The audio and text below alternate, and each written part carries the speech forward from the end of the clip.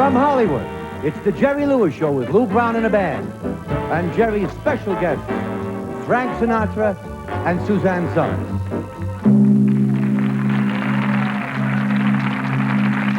Hello. My name is Cary Grant. Yeah, that's me, Cary Grant. And it gives me great pleasure to introduce to you a friend of mine who is so funny. You know, there's an old saying that the world is a comedy to those who think and a tragedy to those who feel. And I say, oh yeah? But this man I'm about to introduce to you, when he sings, the whole world laughs. He's about that tall, he's got a little doggy, he makes people laugh, I love him dearly, and you're gonna get flipped. He does Gunga Din better than Gunga Din. Oh, you're gonna laugh when you see this man. Well, I hope you will, yes. Because, will you get on with it? Jerry Lewis!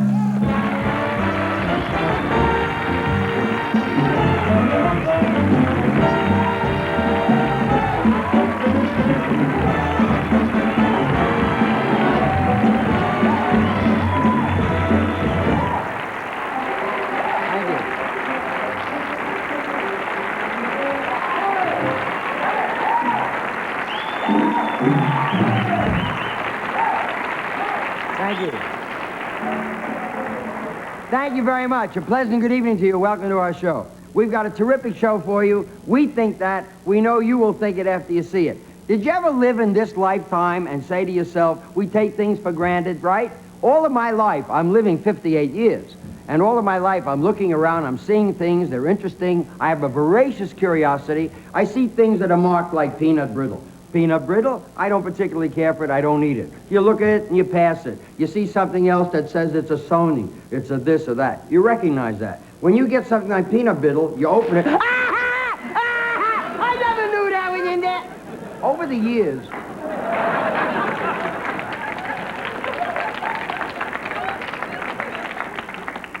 what'd you expect? Norman Vincent Peale? This is what you're gonna get. You know what I love? I love the voracious curiosity of an audience.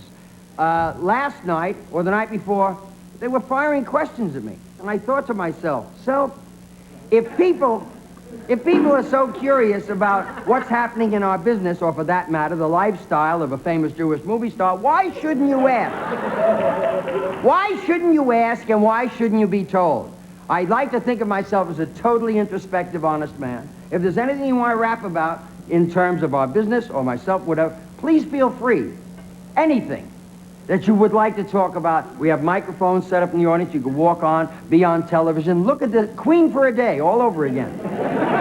Any one of you that would like to you can just stand up where you're seating, where you're seated, where your body is. And ask anything you would like on any subject, no matter what. I know about everything there is to know relative not only to our business, but life itself.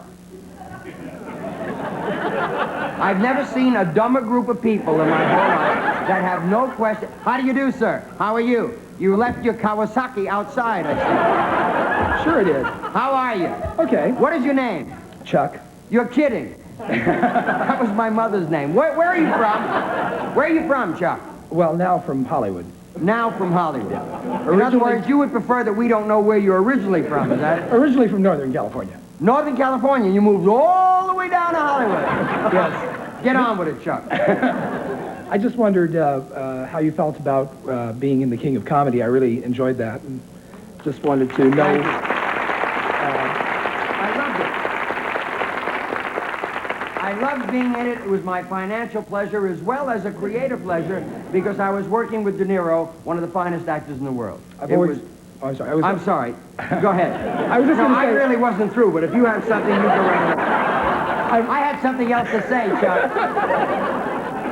In other words, let me get through, then you can go. All right, I'm through. Go ahead. No, I had one thing. Oh, I'm sorry. I just felt that you've always been very underrated in our country, and the people of France obviously know a good thing when they see it. Well, that's what I...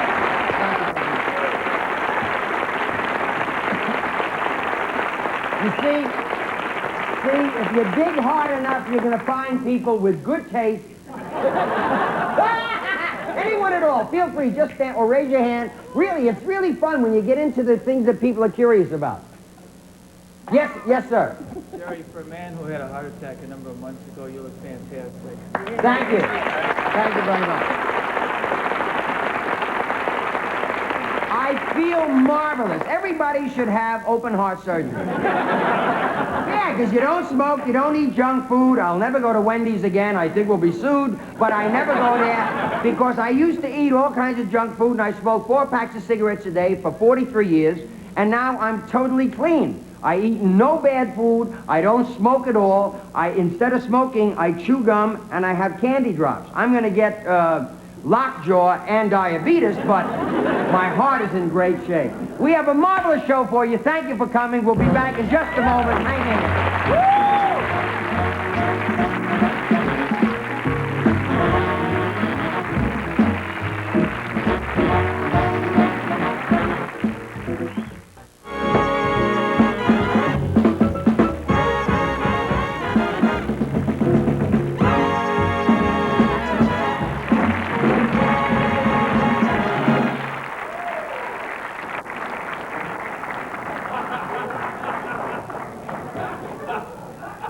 It's all done with a small mouth.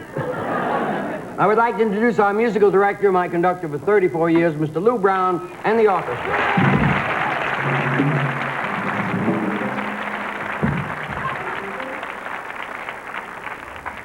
I'm delighted to present what is known as a co-anchor, co-host, your right arm, your man Friday, all of those wonderful things would never really say what he is. He is an infinite genius in comedy, and I am the biggest fan he has in our business. Mr. Charlie Callas, ladies and gentlemen.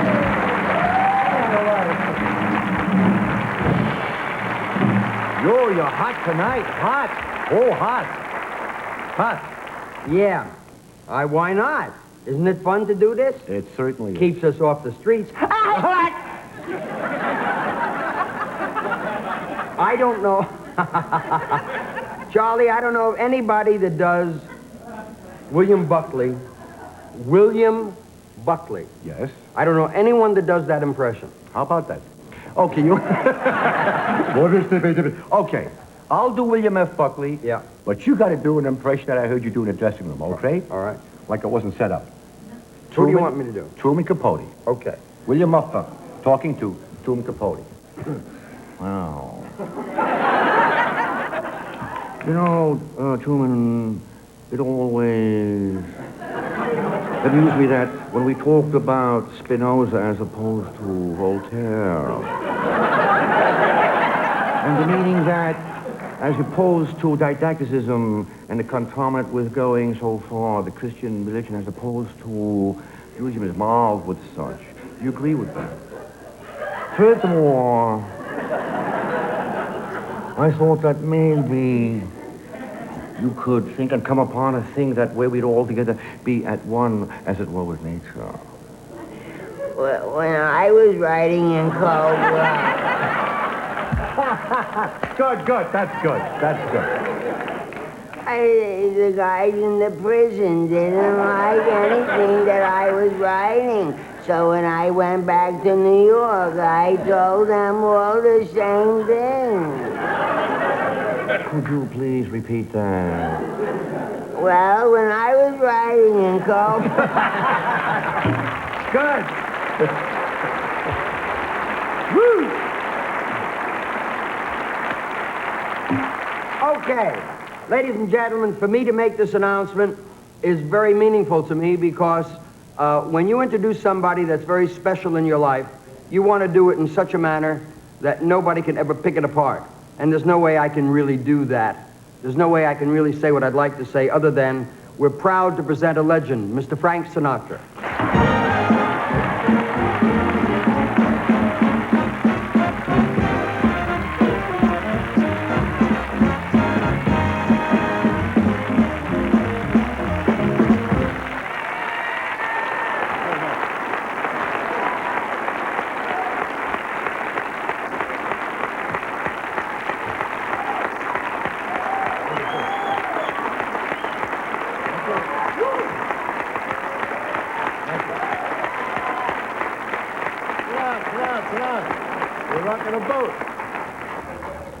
I you very say if much. you're going to have a guest, have one.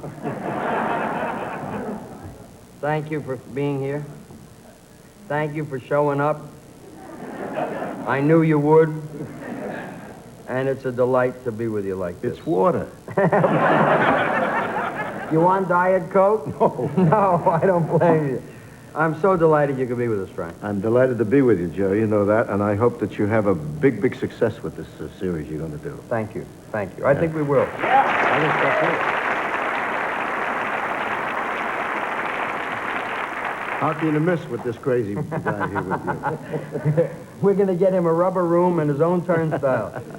Frank, I don't think that the public knows.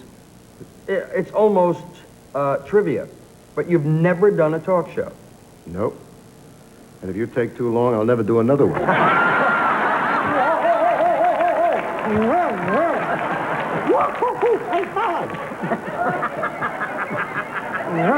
got a rim shot going for you. But it's such a marvelous, wonderful thing, because I don't know that in all the years that we've been friends, and it goes back a long time, I don't know that people have ever had an opportunity to see you in this particular guise. And it's terrific for them.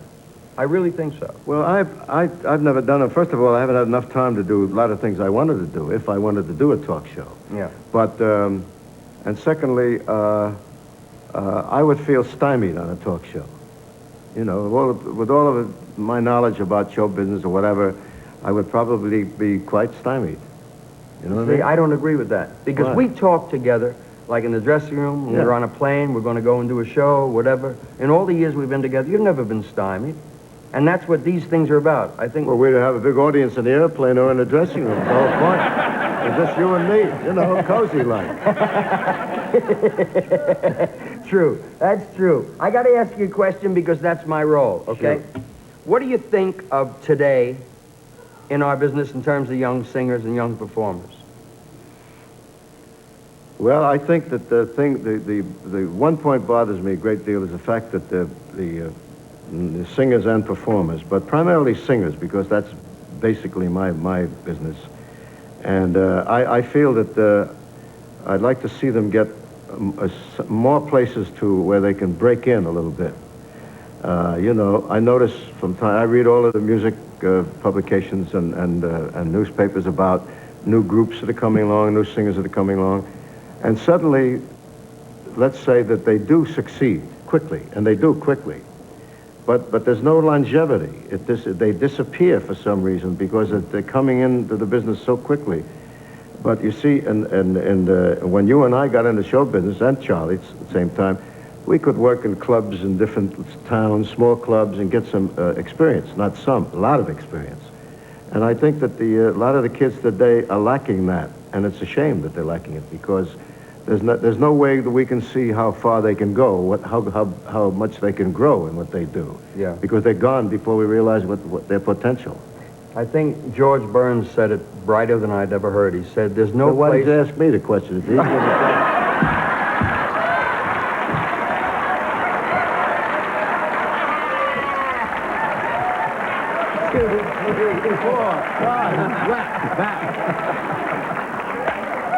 What did George say about George, I never heard George say anything about that. George said kids have no place to be bad. Performers have nowhere to go to be bad, to be corrected, to be refined, to have somebody sit there and say, hey, do this as opposed to that. Well, that's essentially what I was talking about. Yeah, well, George has no brains. I never liked him anyway. He's from another world. What did George say? You know, he's older than water, I think. George said, somebody said to him, what's it feel like being 87 years old? He says, I get up in the morning, I read the obit. If my name ain't there, I shave. We've got a lot of things to talk about, but we've got also commercials. We have announcements to be made by the networks. You're going to hang there with us for a few minutes? Perhaps. We may be back with a guest. Hard to tell. Hang in there. It'll only be a couple of minutes, and we'll be back.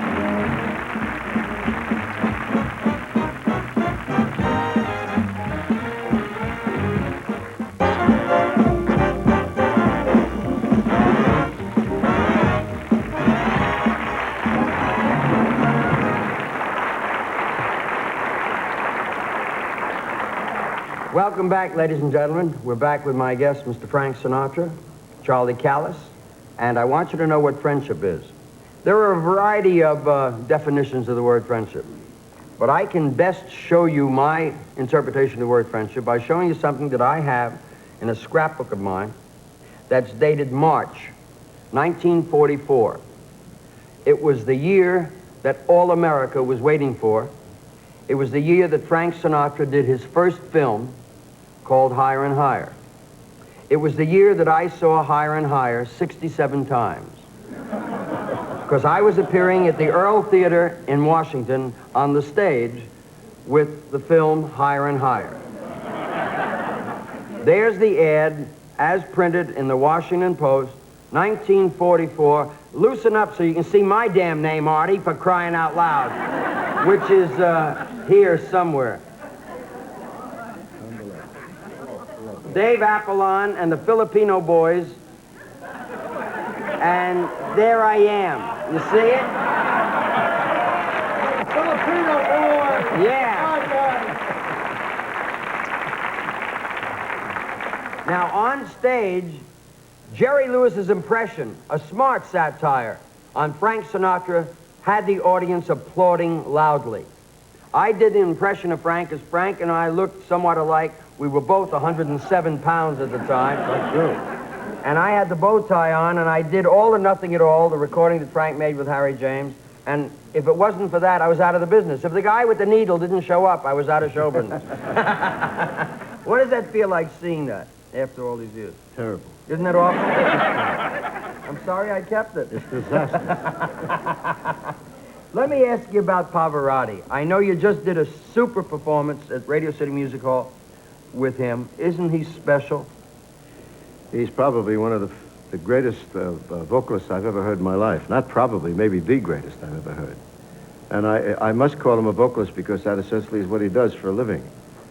There are many other fine tenors in the world, we know that, but this man has... I've done a lot of... I spent a lot of time with him, I should say. And to watch him work is so effortless. I mean, absolutely effortless. And I'd like to tell you a story about a moment with Mr. Pavarotti. He came to see me one time I was playing at Carnegie Hall. And at the intermission, he arrived at the intermission, and then we put him in his seat. And after the show, he came backstage, back in the dressing room. And I said to him, I thought to myself, I didn't know that well yet, but I figured I'd take a chance. I said, Maestro, I said, I would like to ask you a question. I said, I'm having a little trouble with closing out the ends of phrases in the sense of a diminuendo, which means that if you get a note, you know what I mean, Charlie? You want to be short. And you want to let it go, yeah, fall away like that. I'll show you how. I'll show you how it's done. No, don't have to.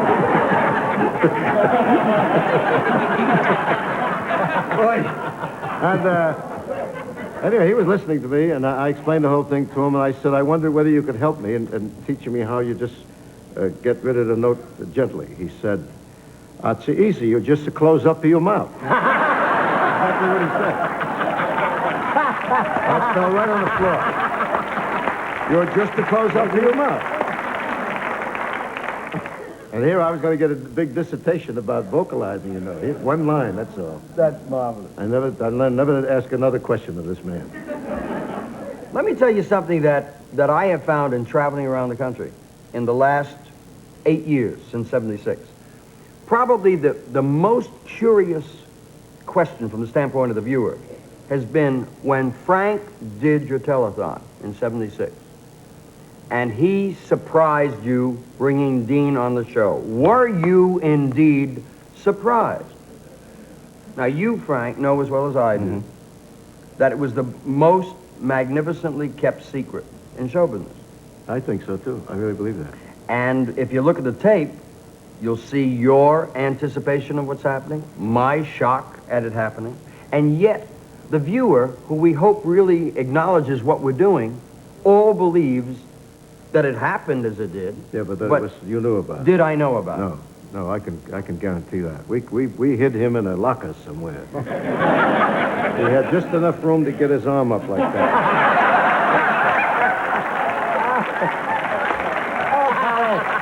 Hey, Pally. And when he called me Pally, and I said he still don't remember my name. And I tell you, sir, we didn't bring him on when we did. We left him in there. We would have carried him on that night. The one thing I remember distinctly catching your eye and thinking to myself, as I was embracing Dean, you were right over his shoulder. I'm thinking to myself, dear God, if Frank doesn't give me something to say, God, give me a line. Something. And we're embracing, and if you remember, when we broke the embrace, I said, you working?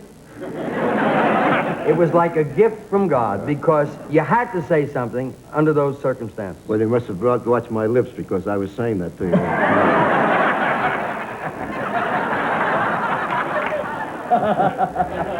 No, it was a very exciting moment that night, Jerry. Really quite marvelous. It was very touching. It was marvelous for the country because I found that, not unlike your career, so many of us grew up together, working together, watching you work.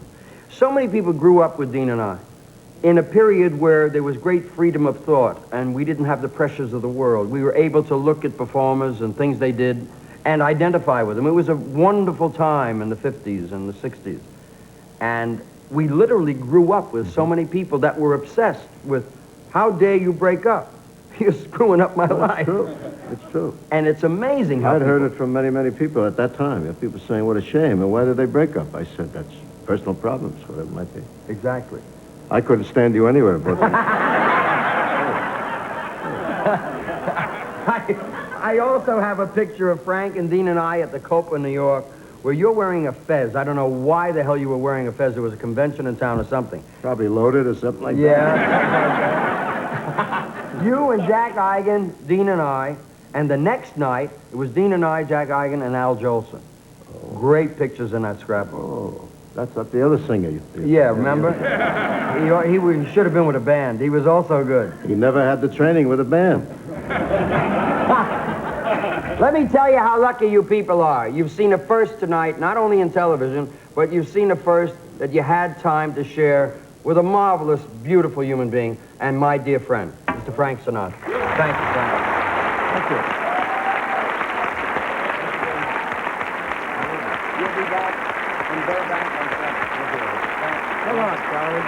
Stay well. Thank you. Woo!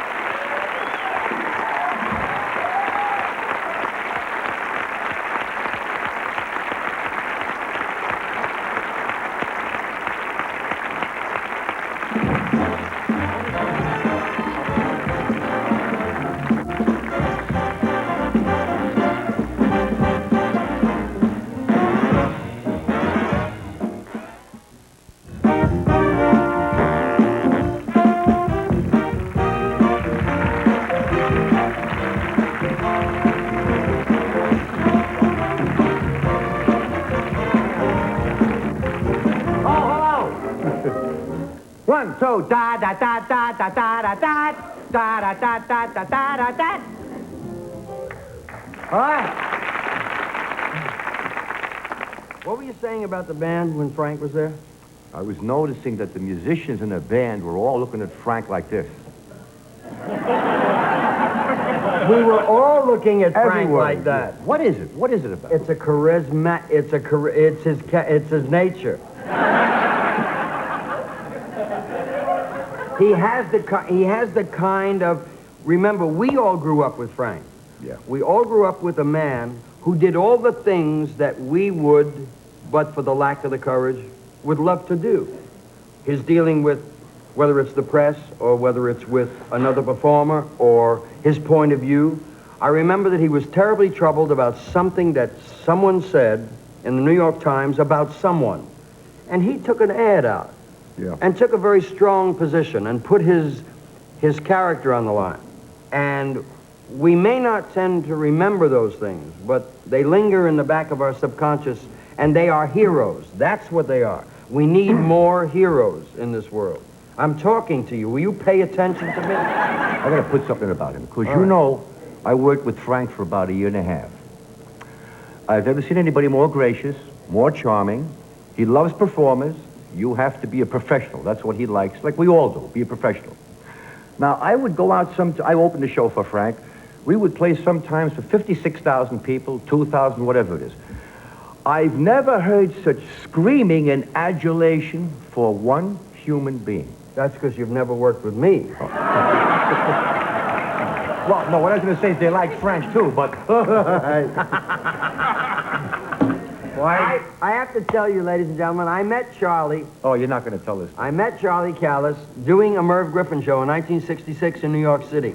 I was sitting on the panel with Richard Pryor and some other guest that I don't recall. Oh. And he was introduced, and he did a routine, and that night, I leaned over to Merv Griffin and I said, I've got to use him in my film. And we were preparing to do The Big Mouth for Columbia. I wrote him into that film that night. I stayed up all night, and I called Bill Richmond, who was collaborating, writing a script with me. I said, we must use this man. I've never seen anybody funnier. And he did a routine that I would love you people to see.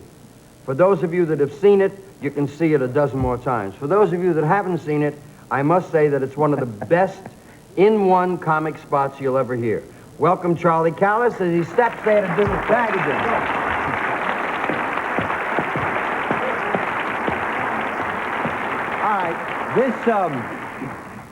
This is a story that concerns two men who are both friends. You know, and they love sports, hunting, and all that. Now, I have to preface this by saying that tensions being what they are today in the world, people have to get overly nervous or uptight. Such is the case with these two guys. In fact, they're both a little wacko. Now, one fellow for his birthday gets a shotgun. He calls up his friend on the phone. He wants to tell him all about it. This is what went on during and after the phone conversation.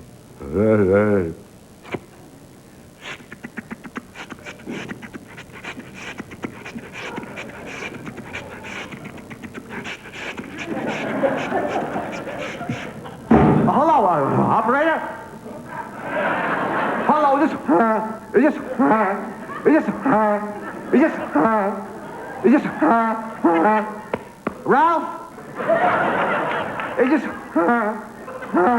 Ralph? Hey, Ralph.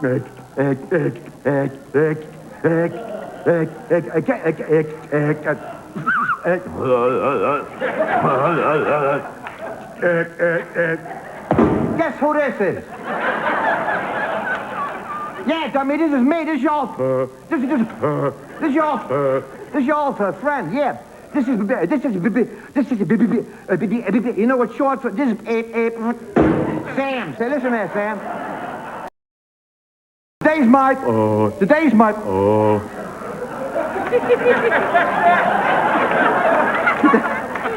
birthday. And for my birthday, my friends, they all hipped in. And you know what they, whoa. And you know what they, whoa.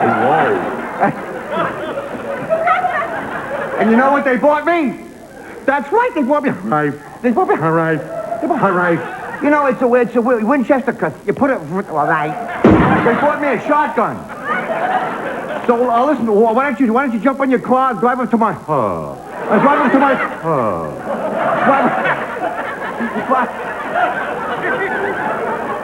over to my house. We'll go out to the country. I'm gonna go shoot him. Shoot what? What do I know?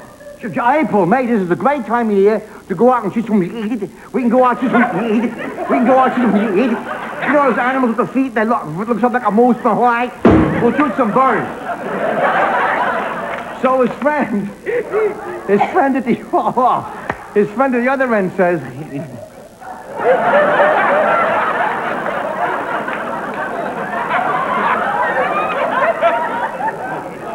What'd you say?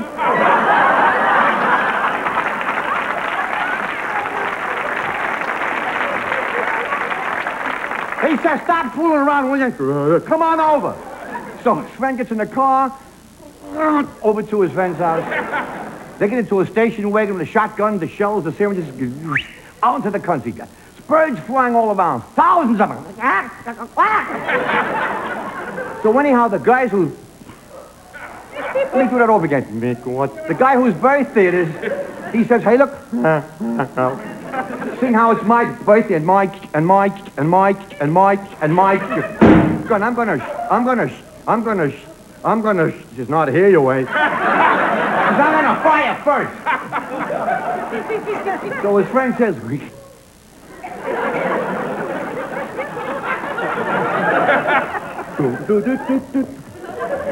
go ahead. So the guy sees a whole bunch of birds. He takes his gun, a Browning Sweet 16, lets loose with a cacophonious sound.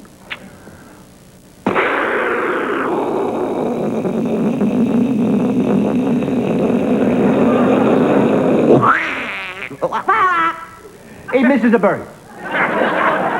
He said, Mr. Bird, so what? Big deal. Can you imagine a grown man trying to make a buck for a living? He said, Mr. Bird, so what? Well, I sing how it is, my bird, and my gun.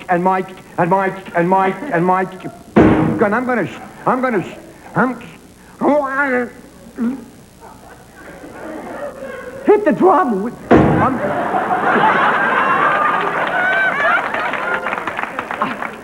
I'm gonna shoot again. So his friend is very calm, cool, collected, poised, unruffled. Nothing bothers him. He says, okay. So the guy takes the gun.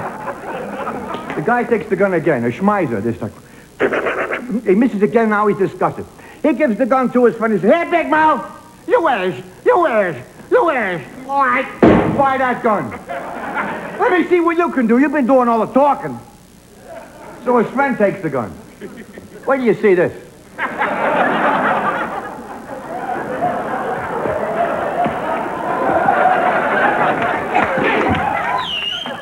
90 birds fall down dead.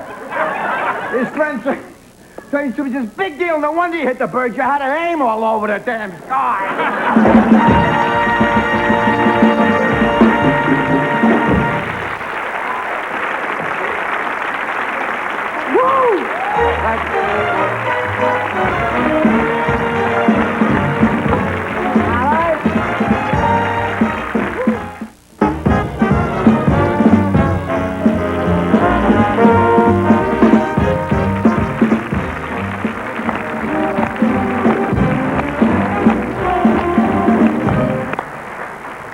We're back. And the is this on?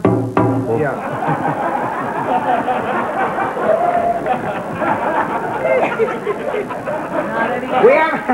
we have as our guest a young lady who is currently appearing in Las Vegas in a marvelous show, Moulin Rouge, at the Hilton Hotel. And she is really terrific. And we would like you to join us in making her feel right at home here. Miss Suzanne Summers, ladies and gentlemen.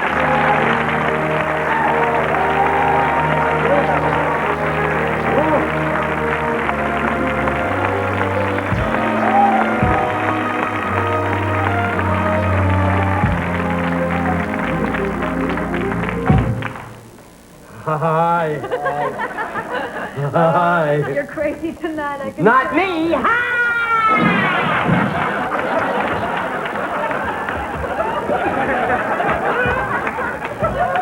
More mi che non mala che ne veneni, fare mi goda malaino.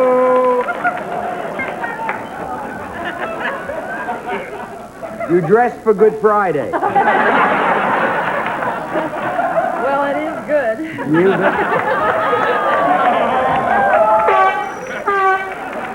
Deck the halls with Folly Granger.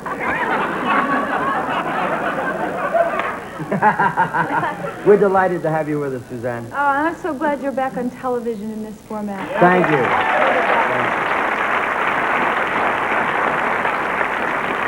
Hi, we need you. Thank you, darling. Well, I've got some marvelous people that are helping me, so it makes it work.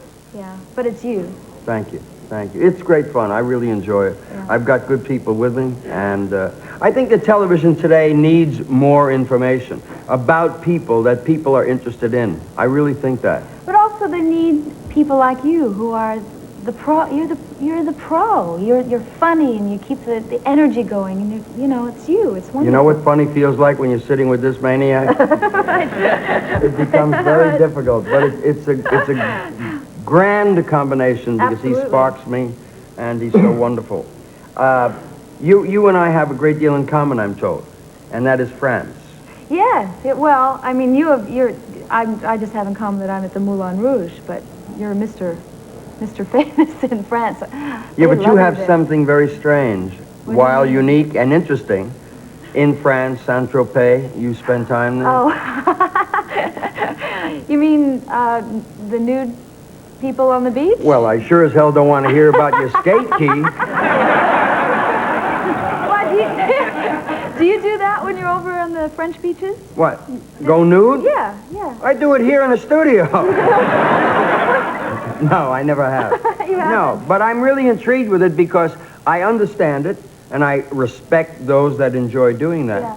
Well, I mean, that's just normal to them. But when you first go there, it's very shocking, especially as a female. I'm used to seeing topless women because in the Moulin Rouge... As a female, I don't have to be that. I look at them anyhow. Right. Yeah. In the Moulin Rouge, there are, 160 of them.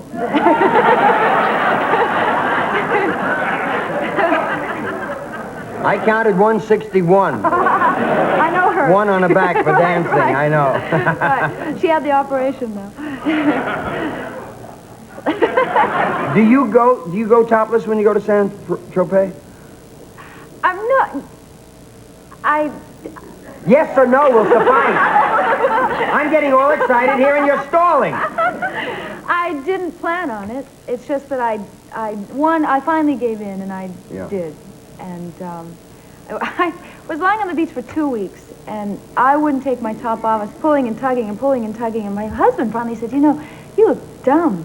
He said, everybody here is not without a top. He said, you're the only one. He said, you stand out more than anybody else on the whole beach. He said, why don't you take it off and just relax and join the group?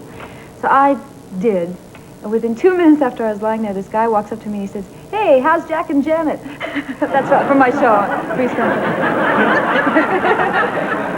You know who Jack and Janet are, don't you? That's all this guy said? Yeah, right. Yeah. What was he, a prevert or something? That's marvelous. I think it's terrific. When we were in Cannes for the film festival, we look out of the suite at the Carlton Hotel, and there are consistent sunbathers that are there all the time that go topless. Now, you'll see two kinds of viewer. The voyeur, of course, and then there's the other who recognizes that this is the norm and it's not such a big deal. Yeah. Well, I'm standing up on top of the suite with a long lens on one of my cameras. So we know who you are. No, you have to understand, I am shooting the observers. I'm not looking. Sure, I would never shoot pictures of... I wouldn't want to swear to God on that statement. But it's so funny to see the expressions. You see the young ladies walking with the sugar daddies, and there are many of them, and the sugar daddies are looking to look, but they're always on this side of the curb, and the ladies are on that side where all of the women are. And I'm getting such expressions and such pictures. We'll be back in a second with Suzanne Summers. Hang in there, we got some messages for you.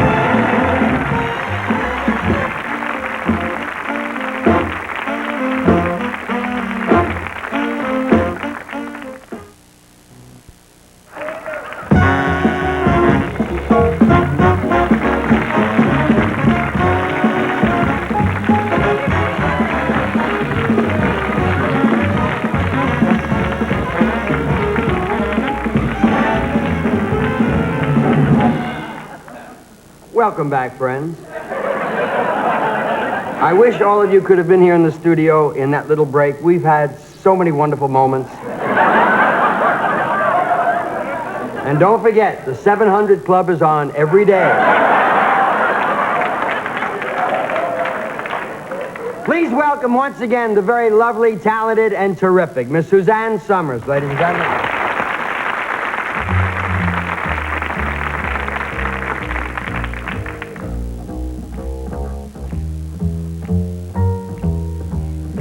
Baby,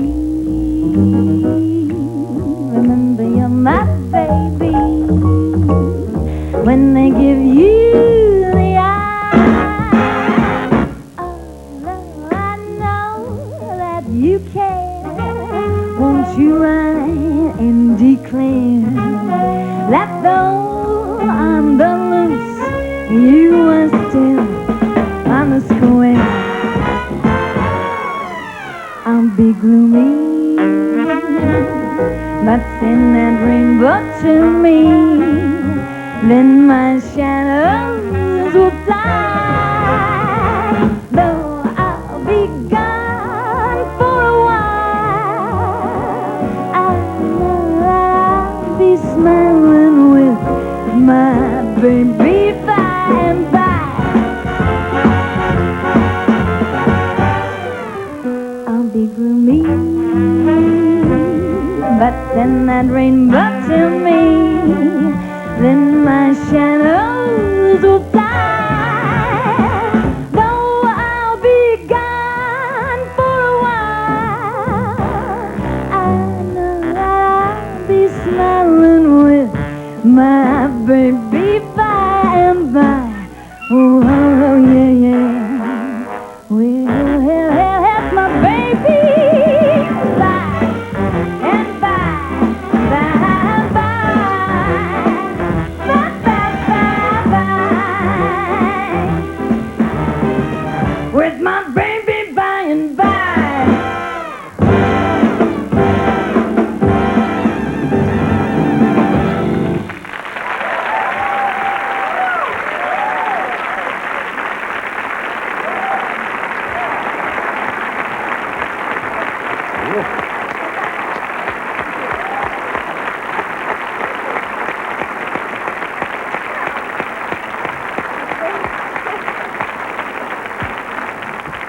You know what I love about you performing? I'm going to tell you. I'm afraid to hear.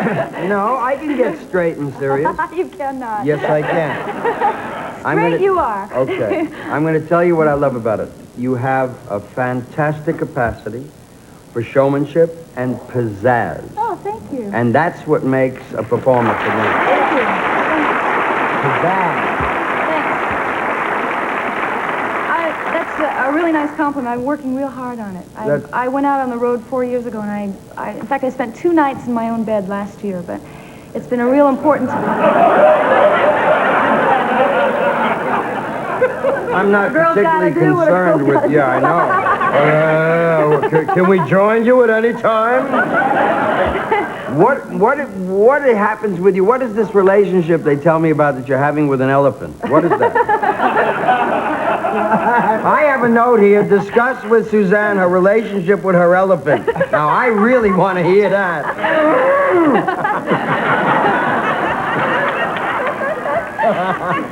Have you ever known an elephant?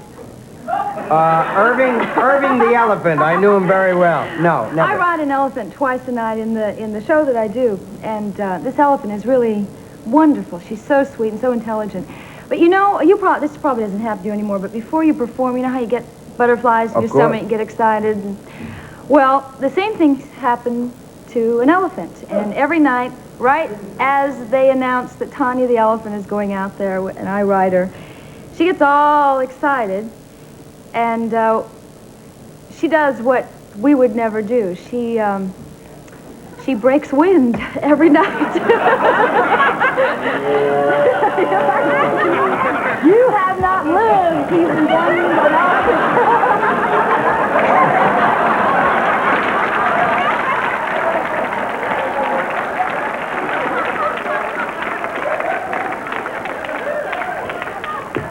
If ever in my life I was sorry I asked a question. But it doesn't bother me at all. We'll be back in a second with Suzanne Summers, Charlie Callas, Lou Brown and the orchestra, and 1,000 different things that are going to happen. I can't believe it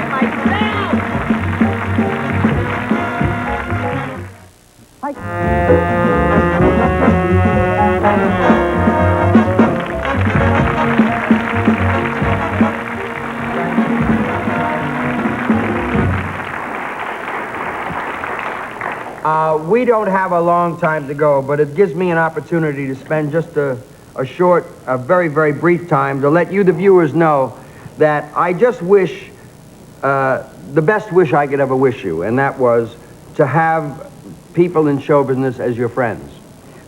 It's a gift, and it's something that doesn't happen to a lot of people. When it happens, and you call upon those friends to assist you in an endeavor like we are attempting here, and they're there for you, The only problem is that you do not have the capacity to expound properly on your gratitude and appreciation. I just wish that for you, because it's a wonderful frustration not to be able to thank people properly, and yet to have them with you when you need them, and to have them make you better by their presence with you. I'm in reference to the lovely people that were here tonight. Frank Sinatra, the lovely Susan Summers. Needless to say, Charlie Callas, he's a national treasure as far as I'm concerned. And as far as an audience is concerned, I hope that you'll come back and we can have the pleasure of performing for you again. You've been terrific. Thank you. Good night.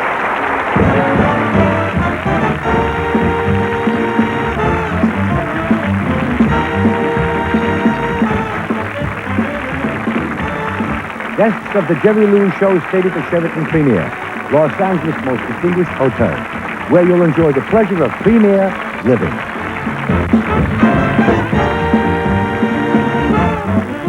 Don't go away. Alan Thicke is coming up next. He's wild and wacky and just what late night's been waiting for. Sick of the Night, next on Channel 2.